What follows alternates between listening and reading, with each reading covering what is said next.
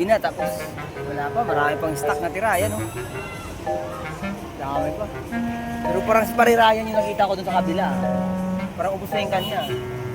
Ang swerte ng tao na yan. Kasi nagtitinda siya. Madalas maubos yung patinda niya, bukod sa maubos. Maaga siya makauwi. Punta lang ako, nakakauwi ako, alas 10 na. Alas 9 na. Kaya, tingnan natin kung anong ginagawa yun. Pero, tatanungin natin bakit ubos na. Oh, hi! Paggabi na. Paggabi na, tapos wala pa, marami pang stock na tira. Ayan, oh. Dami pa. Pero parang si Pare Ryan yung nakita ko dun sa kabila. Parang ubos na yung kanya. Ang swerte ng tao na yan. Kasi tuwing nagtitinda siya, madalas maubos yung paninda niya, bukod sa maubos. Maaga siya makauwi. Punta lang ako, nakakauwi ako, alas 10 na. Alas 9 na.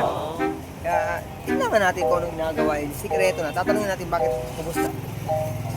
Ayun siya, oh. Buti, ang dami pang tao dito. Ang dami. Lumog yung sa bahay. Ayan, oh. Pre! Are! Mukhang ubos na, pre, ah. Ang gagawa mo, pre? Mga sikreto mo, pre. Wala na, oh. Ubos na, oh. Yari, matik. Ang titinda to, ubos. Ano nga sikreto na ito? Eh, magliligpit na, oh. O, tignan natin. O, palamig na. Konti na lang. Wala na rin laman dito. Uuwi na talaga. O, pre. Ubos na. Sikreto natin yan. Uy, matawa-tawa. Ay, cute pala. Kaya pala, cuteness pala yun. Ayun, pogi, tas cute. Ayun. Ay, sana akin maubos din kasi tignan nyo naman sa amin, no? O, tignan mo sa akin, no? Dami pa. Oh. Dami pa niyan. Oh. Diba? Dami pa niyan. Sana maubos yan, eh. Sana maubos.